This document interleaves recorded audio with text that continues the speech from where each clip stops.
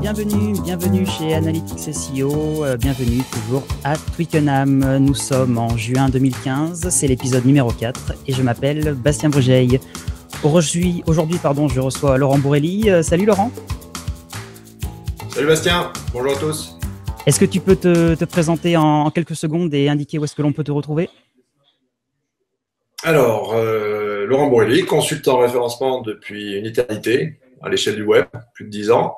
Et principalement, vous pouvez me retrouver en train de sévir sur Twitter et mon blog. Et ça n'empêche pas des fois de trouver des petites choses ailleurs, mais ce sont les deux principaux vecteurs. Entendu, je te remercie.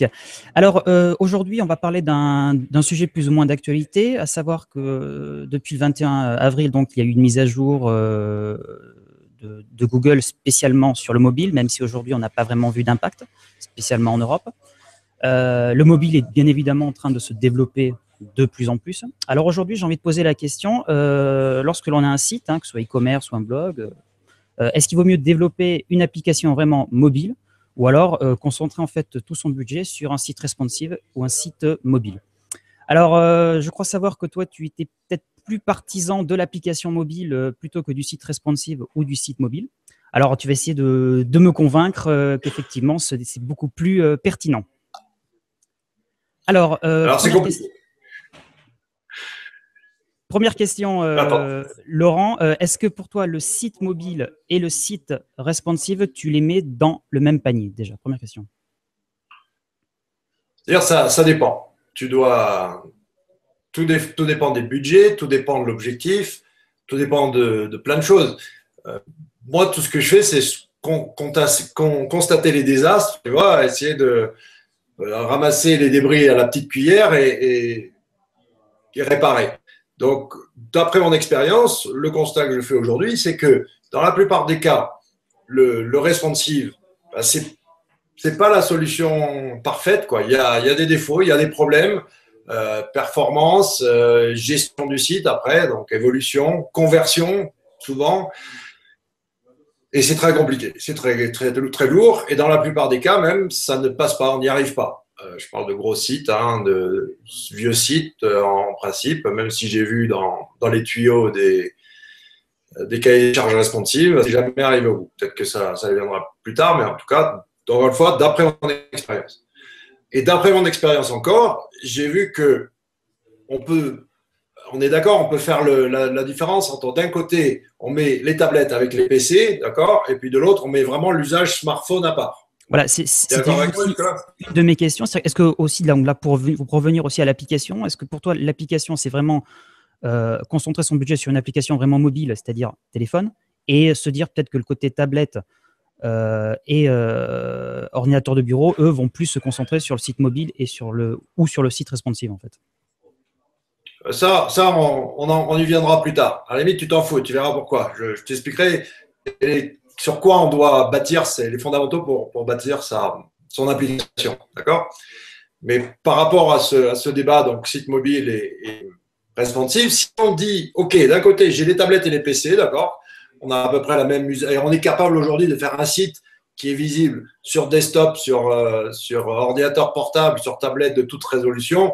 À peu près, c'est le même site, quoi. Il n'y a pas besoin de casser grand-chose. Et par contre, le véritable enjeu, donc, il est sur smartphone.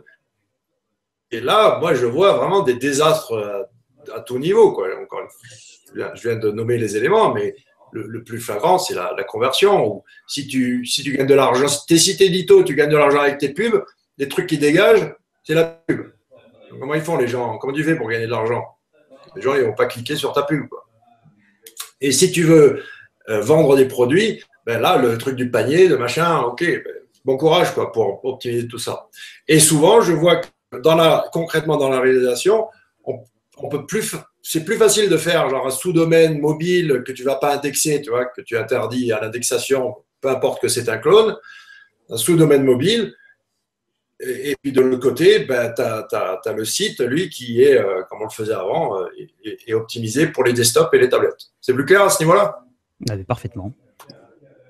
Alors, on va partir donc sur déjà, on va dire, des petites questions simples. Donc, je pense que tu as déjà répondu à l'une des premières questions. Peut-être que ça va effectivement te rapprocher du niveau du taux de conversion. Donc, effectivement, pourquoi effectivement, tu penses qu'aujourd'hui, les applications sont vraiment de plus en plus importantes vis-à-vis effectivement des sites responsives. Donc, c'est vraiment, tu penses vraiment au niveau de tout ce qui va être taux de conversion, utilisation, expérience utilisateur, je suppose. Oublions de faire du ROI sur chaque truc qu'on fait, tu vois. C'est-à-dire, j'en ai qui m'arrive en disant, bon, je vais investir 100 € dans AdWords ou 100 € dans l'achat de likes, enfin, l'achat de pub, pardon. Lapsus révélateur. 100 € dans la Facebook ou 100 € dans je sais pas quoi, mais après, combien ça va me rapporter?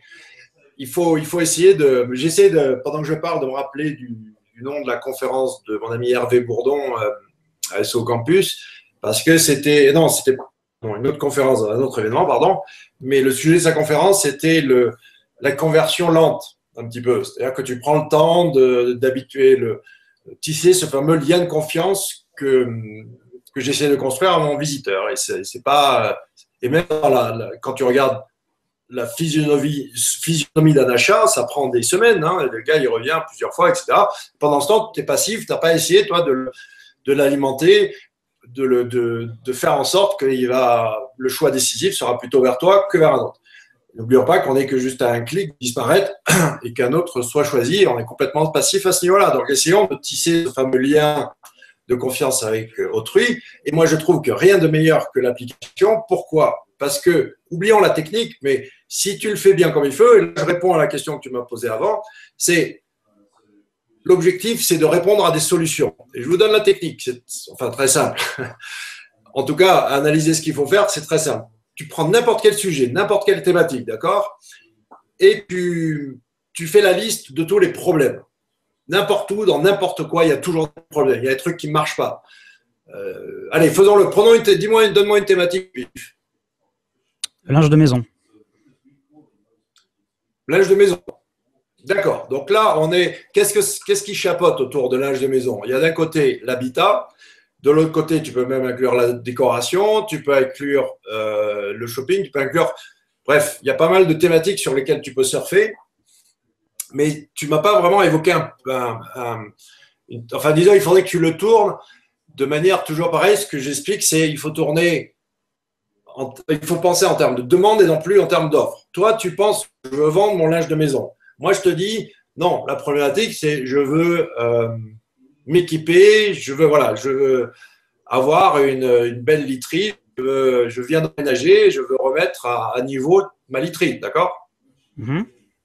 Et ça inclut le linge de maison, mais il n'y a pas que ça. Je veux une belle chambre à coucher et tout ça. Donc, peut-être qu'on se ramène à la thématique décoration, au aménagement, et pourquoi pas habitat. Et pourquoi pas, bon là j'y pense à voix haute, mais le problème, ça pourrait être comment faire les plans de ma chambre, comment choisir, comment accorder les couleurs pour mon linge de maison par rapport à ma peinture, par rapport à je sais pas quoi, tu vois. Tu fais la liste de toutes les caractéristiques, tout le cheminement à partir de zéro de ta cible. Et ensuite, derrière, il faut que tu trouves des solutions et comment ces solutions pourraient être transformées en une petite app gratuite qui résout un problème spécifique, tu vois. Tu ne veux pas la méga app qui prend 6 mois à développer et qui coûte une blinde. Une app, ça peut se développer en 2 jours, 48 heures, et tu peux avoir un truc utile, tu vois. Et tu peux même… Je te dise même, allez, j'ouvre les parenthèses, mais même dans des stratégies aujourd'hui, tout le monde contacte les blogueurs pour avoir du lien, tu vois ce que je veux dire? Oui. Eh bien, le problème, c'est qu'est-ce que tu leur files aux blogueurs? Qu'est-ce que tu leur offres? Et toujours pareil, dans ta thématique, si tu as une thématique bien ciblée, là, ça serait les blogueurs sur l'habitat. Qu'est-ce que tu peux leur faire pour résoudre un problème? Je ne sais pas quel problème ont les blogueurs sur l'habitat, mais ils en font forcément un de commun. C'est obligé. Et tu résous leurs problèmes. Je crois qu'ils ne vont pas être plus contents s'ils reçoivent une application gratuite en bêta-test plutôt que, je ne sais pas moi, un petit échantillon de drap ou un coussin. Voilà, tu leur envoies un coussin en cadeau. Oui, c'est possible, oui. Totalement. Oui. Donc voilà, il faut la matière. Et ensuite, est-ce que ce sera un smartphone? Est-ce que ce sera iPad? Est-ce que ce sera les deux? J'en sais rien. Tu peux faire des trucs, jouer sur des stratégies exclusives en disant, voilà, c'est le truc de la mort qui tue, mais qui est disponible que pour iPhone. Comme ça, tu l'as joué élitiste. C'est fait Instagram un peu. On va justement en parler déjà. Est-ce que est-ce que justement tu conseillerais peut-être d'aller se mettre sur tout support, que ce soit iPhone ou Android par exemple? Là, on est dans la jungle, on est dans le référencement d'il y a 10 ans au sein des App Store. C'est un truc de malade, quoi. Je ne sais pas si tu as vu l'image de la chinoise devant les 50 iPhones, là, en Chine. C'est des boîtes qui sont payées pour installer l'app, faire une review, un rating. Ouais. Voilà. Et donc, c'est des trucs, je veux dire, qu'on voit nous en SEO, on le voit peut-être sur le référencement local, tu sais, où tu fais des clics et bam, tu vas monter sur Google Adresse, etc. Mais ouais, c'est super ancestral et c'est encore la jungle et c'est encore des stratégies super bourrin où il faut que tu envoies un max pour monter dans les top crossings et après espérer un but. Donc il faut tester. Et puis je suis pas le seul à m'intéresser. Tu as vu ce que Google a annoncé en exclu au Webcam Day sur l'appendixing? Ah non, je t'en prie, dis-moi. Eh bien, tu pourras désormais bientôt installer directement les applications depuis les résultats de recherche Google, tu vois. Tu D'accord. auras un lien installé là, direct. Alors, et au niveau de l'indexation des applications, etc., ils mettent à disposition une plateforme pour les développeurs. Enfin bon, ils s'y intéressent fortement et l'application va avoir sa place au sein des résultats de recherche. Donc, c'est là aussi où je me mettais un petit peu en colère par rapport à ce qui est arrivé, le mobile machin, là, Apocalypse, parce que Google t'envoie un email, si n'es pas compatible mobile, bon, déjà, il n'a pas vu que tu avais une application. Et puis, de l'autre côté, c'est quand on lit le dessous des cartes, c'est clairement qu'une stratégie de guerre psychologique, parce que, comme tu l'as dit, dans les faits, normalement, ça n'a pas changé grand-chose. Justement, là, je voudrais revenir justement à la partie référencement. Donc, si on prend en plus donc, une application, donc quelles sont les conséquences au niveau charge de travail, en fait, au niveau du référencement? Alors là, tu es en train de me dire effectivement que on pourrait apparemment, les applications pourraient sortir dans le résultat de Google, mais donc, quelles sont les conséquences en fait? Est-ce que ça veut dire qu'il y a deux stratégies vraiment différentes, ou alors avec directement son site déjà, on peut faire remonter son application? Comment ça fonctionne à ce niveau-là? Bastien, tu sais, moi, je suis très feignant, quoi. Donc, il me faut toujours, en fait, profiter de tout. C'est-à-dire, si je fais juste une application pour régaler la galerie, je m'en fous. Moi, je veux un bénéfice SEO, d'accord? Oui. Et pour avoir un bénéfice SEO, il faut faire le lien entre… Et ça, c'est pas que pour l'application. C'est à chaque fois que tu fais une opération, à chaque fois que tu fais quelque chose, tu essayes d'en tirer un bénéfice SEO. Et le bénéfice SEO, il est toujours pareil, essayer de renforcer le domaine, de faire en sorte que Google voit qu'il y a une espèce de frénésie, qu'il y a quelque chose, de l'agitation autour de ce site. Ce que tu fais là directement, tes vidéos, quand ça bénéficie, tu travailles sur la réputation, tu travailles sur plein de choses, mais aussi il va y avoir un bénéfice SEO parce que Google, il voit que ça fourmille autour de l'analytics SEO, que vous faites des choses, vous produisez, quoi. Mais concrètement, si tu veux juste en 2 secondes comment tu fais, c'est très simple. Il faut que sur le site, tu aies une partie, je sais pas, tu peux l'appeler presse, média, ce que tu veux. Et là, tu fais un état des lieux, tu répertories toutes les actions que tu vas faire. Et à chaque fois que tu fais une action, que ce soit, tu es sur YouTube, est-ce que dans la description, tu vas mettre un lien vers la page qui annonce le podcast sur ton blog? Bien sûr. Voilà. Au lieu de le mettre comme ça sur un blog lambda, il faut le mettre, il faut l'annoncer, mais aussi tu veux avoir une page qui répertorie, tu vois, toutes ces actions. Et cette page, tu veux lui faire prendre de l'importance. Et ces actions aussi, ces pages d'action, c'est-à-dire que tu peux aller, par exemple, publier sur un site d'autrui l'explication de l'opération.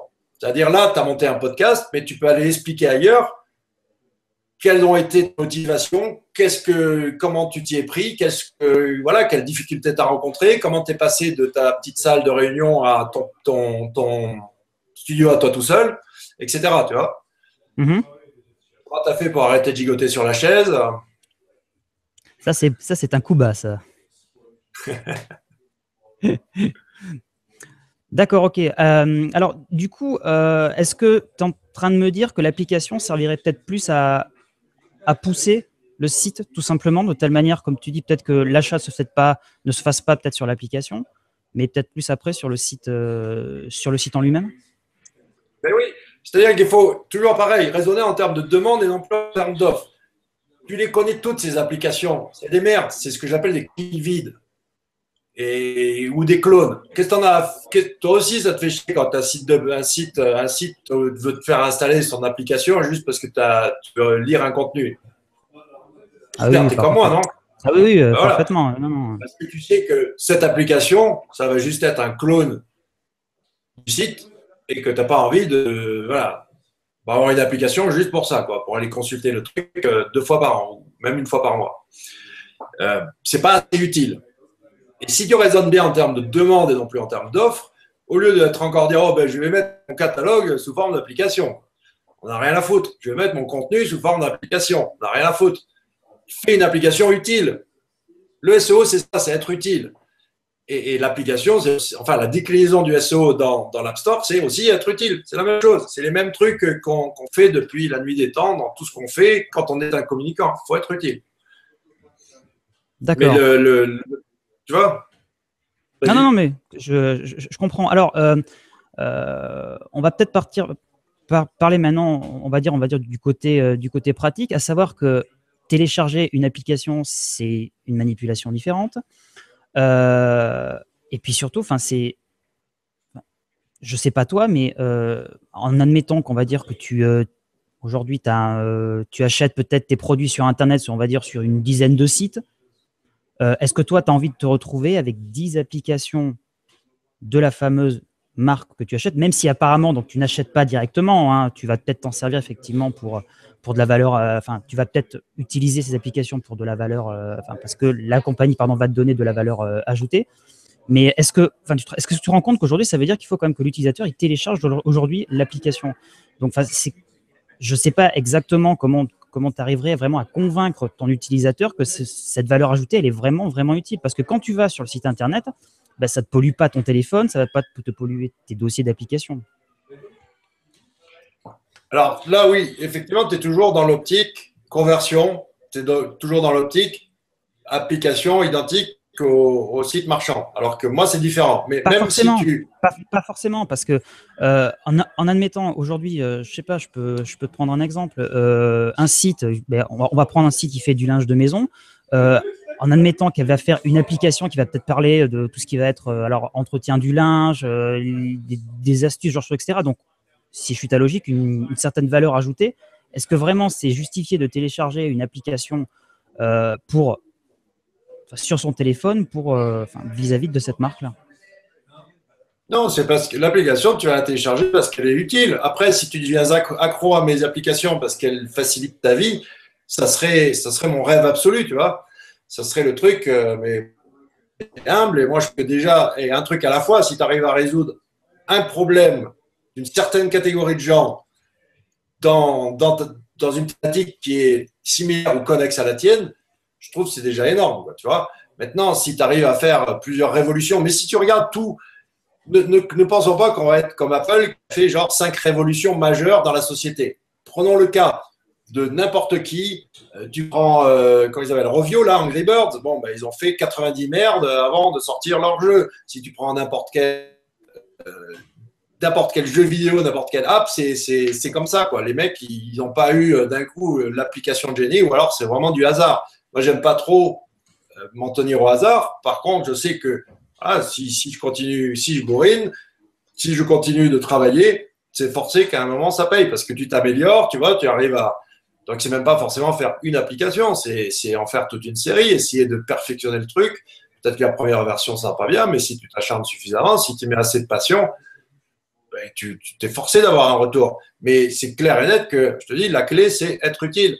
Et c'est pas que mon application, c'est pour n'importe quelle application. Si tu résous pas un problème, ou parlons même pas des jeux vidéo ou des jeux, où alors là, c'est encore plus difficile, mais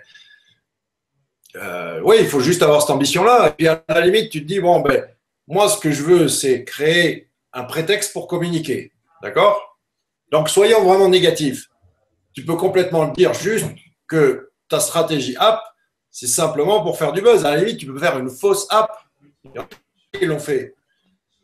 Pardon, ça a coupé. Qui ça, pardon, l'ont fait?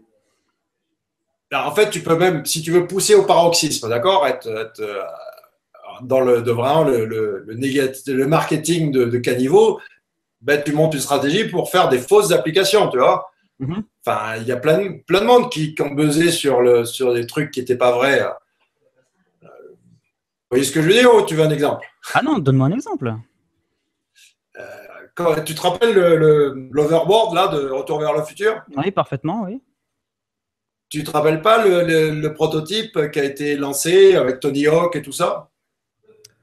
Je t'avoue, n'étant pas vraiment fan de skate, après, non, pas vraiment, mais Bon. quel a été vraiment, quels ont été les objectifs et qu'est-ce que ça a donné, plus ou moins?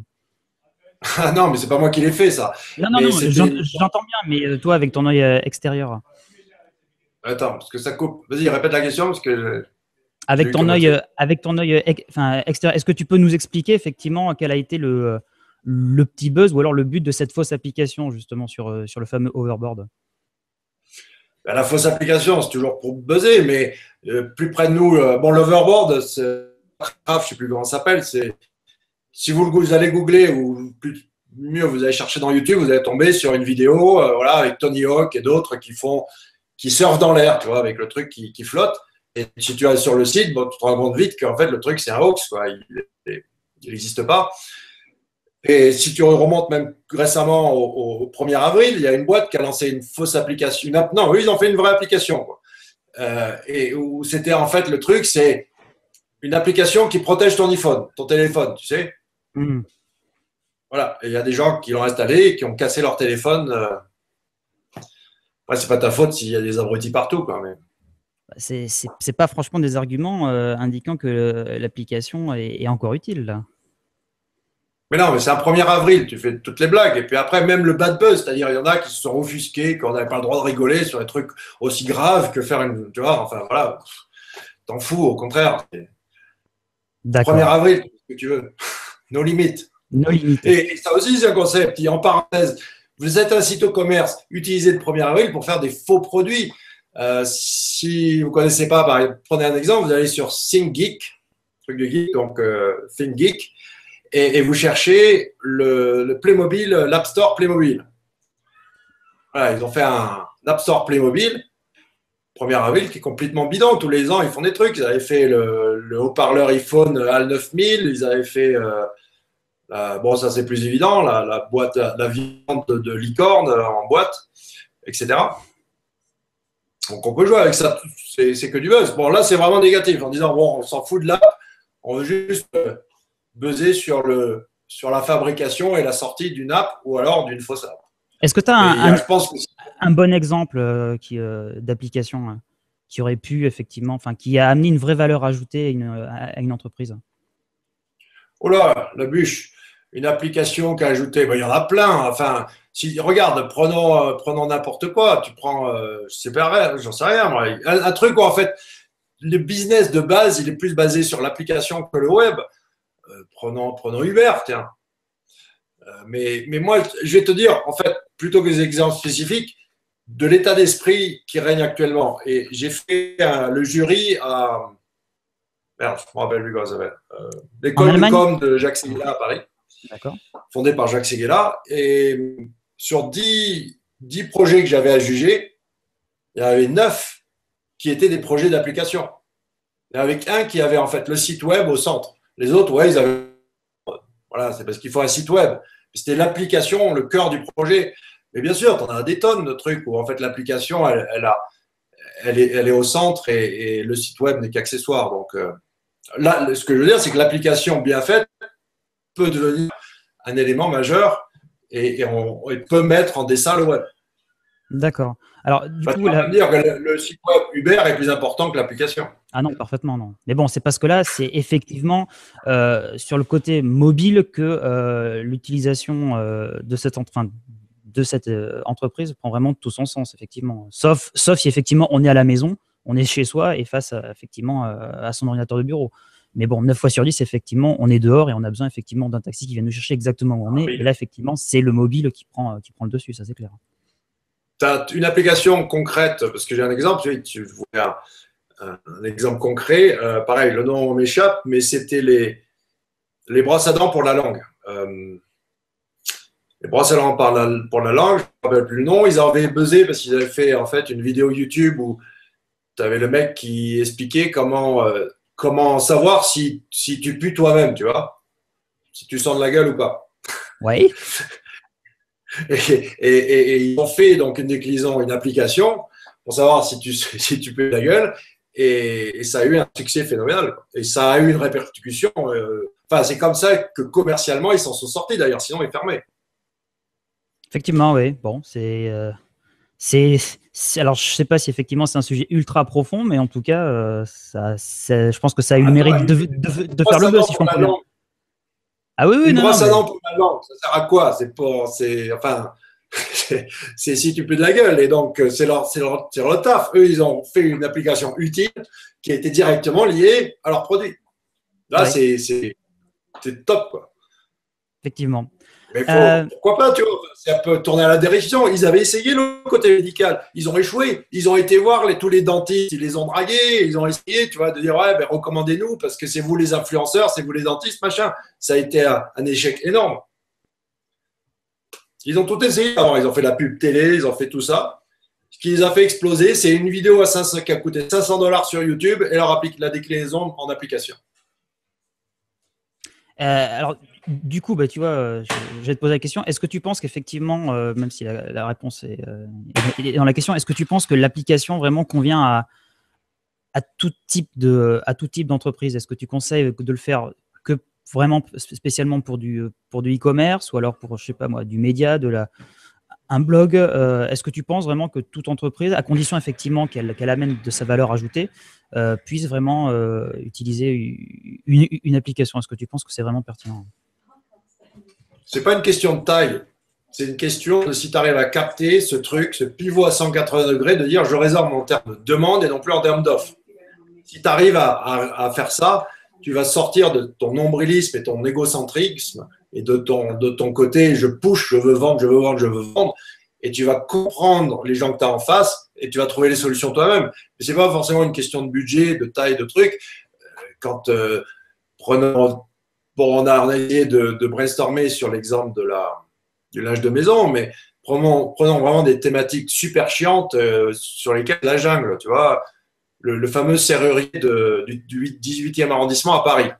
Oui, qui se perd parmi tous les autres serruriers. Serrurier, c'est un truc de dingue, quoi. Enfin, les gars, ils sont capables d'aller louer des bureaux juste pour avoir un Google Adresse, tu vois, dans n'importe quelle ville, etc. Enfin, tu vas, comment dire, le serrurier du 18e arrondissement, moi, je fais la démo qu'en fait, il a une stratégie de content marketing pareil que Red Bull. Puis d'ailleurs, tiens, Red Bull, c'est un produit chiant, je veux dire, à la base, voilà, boisson énergisante boisson énergisante, en plus avec le côté bad buzz, ou la taurine, etc. Enfin, quand tu regardes la pauvreté créatrice de Coca-Cola, Coca-Cola était beaucoup plus gros de Red Bull. Bon, t'es jeune, toi, t'as peut-être pas connu les débuts de Red Bull. Moi, je me rappelle quand ils faisaient le tour des discothèques avec leurs pépettes. Non, j'ai pas eu la chance de connaître ça. Non, non, pour moi, Red Bull, c'est, on va dire, tout le côté extrême, le côté sportif, etc. Et effectivement, juste les canettes que l'on boit avec un certain alcool fort dans les boîtes de nuit. C'est ce que j'explique souvent, c'est-à-dire que quand à la base, ton produit, c'est de la merde, il n'y a rien d'exceptionnel dans ta marque, ou il n'y a rien d'exceptionnel dans quoi que ce soit que tu fasses, enfin, c'est de la merde. En tout cas, ton produit, tu ne vas pas me dire que tu vas rester 10 heures plus éveillé en boyant. Il ne fait pas rêver. Il ne fait pas rêver, en plus, je crois que ça. Bon, bref. Tu fais. Le produit, il est insignifiant. La marque en elle-même, elle n'avait rien du tout d'exceptionnel. À l'époque, elle n'était pas du tout dans l'aventure et tout ça. Donc, il a dévié comme un magicien. Tu vois, tu fais un tour de magie, tu dois dévier l'attention pour faire ton tour. Et ben c'est ça, tu dévies sur autre chose. Lui, il a dévié sur l'aventure, l'adrénaline, le sport extrême, etc. Mais tu peux aussi, enfin, tu fais du contenu utile, tu vois, tu fais du contenu que les gens aiment. Et le serrurier, ben lui, il a une stratégie, c'est-à-dire qu'il va te filer un magnet au début de l'année avec tous les numéros utiles. Un magnet que tu mets sur ton frigo. Mais il n'y a pas que le numéro du serrurier, il y a tous les numéros, mairie, hôpital, tout ça. C'est du content marketing. Au niveau du serrurier, il s'introduit à l'endroit, le carrefour où tout le monde va avoir le truc, le frigo, avec un magnet. Et non, chapeau, c'est la même chose. Donc toi, pareil, si tu arrives à te recentrer en termes de demande, ce que je cherche les gens, comment je pourrais résoudre des problèmes, comment je peux être utile, c'est la clé de tout. Hein. Tout part de là, mais ce n'est pas une question de budget ou de taille. Moi, j'ai répondu longuement sur une question, j'aurais pu répondre en 10 secondes. Donc, non, mais pas de… Enfin, je voudrais juste revenir un petit peu sur, on va dire, une question technique. Là, par contre, au niveau du coût, est-ce que le coût d'une application, quand même, est plus élevé que, par exemple, prendre son site et le mettre aussi responsive, par contre? Non, parce que si je te dis, tu arrives à faire une app simple, ouais, il faut 2 jours, quoi. Ça dépend. Après, je connais pas le Android trop, mais je sais que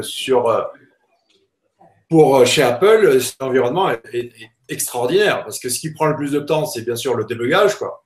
Et aujourd'hui, Apple, ils ont même des robots débuggeurs, quoi. Donc, et puis, t'as tout. Déjà, tout est fait, quoi. Tu as juste à assembler. C'est un peu comme pour le PHP. Moi, je ne suis pas développeur en PHP, mais par contre, c'est vrai que j'arrive à assembler des trucs et ça marche. Et là, tu as déjà, enfin, il y a une communauté énorme. Si vous ne connaissez pas Xcode et l'environnement de dev d'Apple, c'est une grosse machine. Hein. C'est là qu'est le trésor de guerre. C'est là eux, il faut faciliter le job des développeurs pour faire des applications. Mais après, si tu veux payer des mecs, j'en sais rien. Tu peux aller sous-traiter, enfin à l'étranger, ils sont super forts, ils sont vachement moins chers. Tu vas en Chine, tu vas à l'Europe de l'Est, tu vas en Pologne, ils sont super forts. Tu vas à Israël, ils sont super forts. En 2-3 jours, ils vont développer un truc. Ça peut te coûter quelques centaines ou au pire, allez, je dirais, soyons larges, d'accord 2000 €, tu as une app, quoi. Après, bien sûr, c'est pour une app un peu plus conséquente, machin, on va déjà dans les 10-15 000, voire même 20 000. Mais tu peux commencer de manière très humble. Hein. Donc, on retombe plus ou moins dans l'air de la guerre, comme quand on crée un site internet. En fait, c'est pas la création le plus long, c'est vraiment ce que tu en fais et le contenu que tu vas amener là-dedans. C'est là où effectivement, tu vas amener effectivement de la valeur ajoutée, mais c'est peut-être là effectivement que ton budget va vraiment être important. Et la promo, quoi, hein, parce que tu le sais bien, enfin, je sais pas, hein, mais moi j'attends encore de voir. J'ai un test en cours là. J'ai un site que j'ai lancé en février. On est encore en mai, en juin. Et en faisant du super contenu, machin utile, qui buzz, tout ce que tu veux. Et il a toujours que 0 lien. Hein. Le seul lien qu'il a, j'ai pas pu manger, c'est un réflexe. Ouais. C'est l'expiré que je lui ai acheté, que je lui ai mis aux fesses, mais c'est tout. Sinon, non, de faire du contenu et attendre les liens, moi, j'y crois pas. Donc, il faut faire la promo du truc. Il faut l'annoncer au monde. Tu fais ton application et tu contactes tout le monde. Voilà. D'accord. Tous ceux qui sont censés… Tout le monde, non. Non. Tous ceux qui sont d'abord en première phase, en phase de même alpha, bêta test, tu veux contacter les influenceurs, ceux qui vont ensuite propager la bonne parole et prendre ton application et aller partout dans le monde et dire que voilà, c'est l'application, ça va être tes ambassadeurs parce que c'est ça que tu veux, c'est ça mais ça aussi, c'est relativement facile à faire parce que si tu les appliques dans le process de développement ou de finalisation du développement de ton application, ils se sont beaucoup plus impliqués. Ils sont fiers. Et ça t'est utile. Enfin, c'est en plus, on dit toujours les marketeurs, les communicants, ou des rapaces. Non, là, c'est quand même un win-win, c'est pour tout le monde. D'accord. Donc, en termes, pour revenir effectivement sur le côté, ce que tu disais sur Apple avec tout ce qui était trésor de guerre, donc c'est en termes d'évolutivité, clairement, l'application là prédomine là aussi sur le côté site responsive mobile. Là, les possibilités sont beaucoup plus intéressantes. De toute façon. Il te faut un site mobile, mais à la limite, moi je dirais, si tu es vraiment malin, si on est vraiment fort. Là, par contre, je pars dans le délire. Hein, j'ai jamais testé, mais je pense que ça serait idéalement ce qu'on voudrait faire. Quand tu vois que les mecs ils galèrent sur le mobile, au lieu d'essayer de réparer quelque chose qui est cassé et qui ne pourra pas être réparé, tu ne pourras pas avoir du point de vue UX, que ta conversion soit aussi fabuleuse que sur le PC. Donc, pourquoi tu ne t'incites pas à finaliser la commande sur le PC, tu vois? Ça demande, ça demande quand même une manipulation de plus, quand même. C'est-à-dire qu'il faut que la personne elle quitte son il faut le faciliter. faut le faciliter. Bien sûr que ça, là aujourd'hui, mais non. Justement, si tu arrives à réparer ce truc qui est cassé, parce que les gens, ils finalisent la commande sur le PC. Enfin, si tu as étudié le cheminement, c'est la plupart du temps comme ça que ça se passe. À part si tu achètes, si tu es fort comme Amazon et que en un clic, enfin, dans le catalogue, tu vends de tout. Je sais que quand je viens chez toi, je pourrais trouver n'importe quoi au meilleur prix, que ça sera livré demain. Eh bien, chapeau. Sauf que ça c'est Amazon. Et Oui, mais là, ouais, je préfère aller sur Amazon en un clic que sur Google ou que sur 25 sites, même s'ils sont optimisés mobiles. ouais. Pourquoi on demande encore aux gens de s'inscrire, d'avoir un compte, alors qu'ils sont sur mobile? C'est pareil, une aberration, quoi. Tu es sur mobile et puis tu dis, ouais, non, il faut rentrer mon email, faire un mot de passe, valider l'email. Putain, je veux juste acheter un truc, quoi. Laisse-moi acheter tranquille. Enfin, il y a les comptes invités pour ça aujourd'hui. Pardon? Il y a les comptes invités pour ça encore aujourd'hui. Comment ça? Comment va? C'est-à-dire en fait que tu as juste à rentrer ton email, ton adresse, et puis c'est tout. Tu n'es pas obligé en fait de créer un compte aujourd'hui. Aujourd'hui, il y a cette fonctionnalité qui est prévue. Tiens, ça vient petit à petit, mais non, t'en as encore qui font ça. Ah oui, oui, oui, mais bon, il y a au moins cette fonctionnalité qui commence à se développer de plus en plus quand même. Mais oui, mais bon, ça c'est, voilà, parlons du futur, quoi. Ça c'est d'être, mais moi je te dis, l'idéal, ça serait d'essayer de faciliter ce que font les gens de toute façon, parce qu'ils n'y arrivent pas sur mobile, c'est pas possible, tu as des gros doigts, tu as des trucs, ça marche pas. Tu finalises sur, il faut être en phase avec les vrais usages. Quand tu regardes les gens autour de toi utiliser le truc, j'en parlais avec Sandrine Bertrand qui était dans mon dernier podcast, c'est vrai, si tu regardes autour de toi l'utilisation des gens, enfin, laisse tomber, quoi. On est dans des délires fantasmagoriques avec des trucs super perfectionnés, etc. Alors que, idéal, tu sais quoi, même, oublions, je sais, j'ai la solution, je viens d'y penser, et je connais un pote qui la vendait. C'était, arrête d'insister, fais du call marketing, c'est-à-dire passe directement au téléphone, c'est par téléphone que tu vas remplir comme il faut ton panier, que tu vas aider la personne à acheter, etc. Mais rentrer ton numéro de carte bleue sur le mobile et tout, t'es en 3G là, non. Facilite le truc, bam, tu vois un numéro, clac, tu appuies sur le numéro, boum, dans la seconde, tu es connecté à quelqu'un qui t'accompagne dans le cheminement pour acheter, et voilà, c'est fait, bam, c'est bon, quoi. Et tu vas lui donner ton numéro de carte bleue au téléphone, toi? Donc, bien sûr, tu le fais pas tout le temps, enfin, tu vas à un hôtel, tu t'appelles un hôtel, tu réserves, tu leur files ton numéro de CB, quoi. Oui, d'accord, mais alors peut-être qu'effectivement, toi, c'est parce que tu as peut-être moins peur, mais il y a des gens qui, déjà, rien que de donner le numéro de téléphone sur le site internet. Ouais, attends, alors ils n'achètent pas sur Internet. Je vois pas la différence entre. Je crois que c'est plus sécurisé par téléphone que sur Internet, à mon avis. Hein, mais bon, après. Peut-être, et sûrement. Mais c'est sûrement plus sécurisé. Mais il y a des gens qui des fois, effectivement, ont du mal même aussi à donner leur numéro de carte bleue par téléphone. Enfin, j'avoue avoir du mal, effectivement, à croire que, effectivement, les amener après, enfin, les faire changer d'appareil pour les faire finaliser. Pour leur faire finaliser l'achat, je t'avoue que ils ne le font pas, ils ne finalisent pas de toute façon. Ils ne le font pas. Écoute, j'ai les chiffres, je travaille avec suffisamment d'agences et suffisamment même, j'ai mes propres chiffres, mais je les ai vus, quoi. C'est quand tu regardes, quand tu décortiques le chemin du visiteur, il a pris 3 semaines, qu'il a entré 10 fois sur ton site web par 5 canaux, 6 canaux différents, le mobile n'est qu'une partie dans le parcours d'achat. Donc toi, si tu t'acharnes à vouloir finaliser à tout prix, c'est peut-être pas la solution, mais encore une fois, je te dis d'après ma petite expérience, et c'est pas une généralité. Oui, il y en a qui achètent sur mobile, donc il faut répondre à ceux qui arrivent à acheter sur mobile et à ceux qui n'y arrivent pas et qui vont finaliser ailleurs. Donc soit tu laisses faire, ou soit tu leur fais laisser le job. Ça veut dire que quoi, ton truc sur mobile, il marche pas, peu importe, les utilisateurs ont validé, ils ont dit qu'ils n'y arrivent pas, les chiffres sont là, mais c'est dans les stats, il faut décortiquer ces stats, hein. Il faut traquer, il faut analyser, il faut s'améliorer, il n'y a que comme ça. Si on pense qu'on a la science infuse et qu'on fait un truc parce que je pense que, ou qu'on valide que, je te prends un exemple tout simple, la compatibilité avec les différentes résolutions. Tu peux utiliser tous les émulateurs que tu veux. Si tu n'as pas acheté le truc enfin moi je les ai vus, hein, des tables entières remplies de tous les devices possibles imaginables, toutes les résolutions possibles imaginables pour devoir tester en pré-prod le site pour qu'il marche. Parce que si tu le fais via des émulateurs, tu vas avoir des problèmes. Ok, très bien. On va terminer. Pardon. Donc, donc, si on peut plus ou moins conclure à ce niveau-là, donc l'application, toi, servirait plus en fait de levier marketing indirect, qui ensuite renverrait en fait sur le site web pour un achat ou pour la consultation, si par exemple, si c'est un site de presse, par exemple.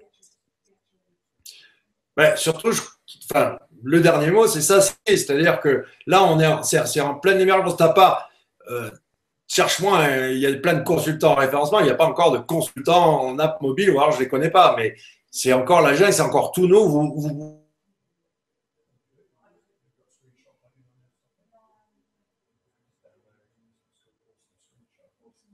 Ah, je crois que nous avons perdu Laurent. J'espère qu'il va revenir rapidement.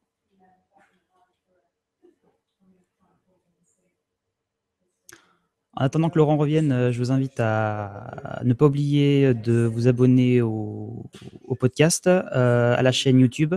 Vous retrouverez bien évidemment les liens dans la description. Et bien évidemment, vous pourrez trouver toutes les informations d'Analytics SEO sur le blog analyticsseo.com/fr/blog. Alors, Laurent n'est toujours pas revenu.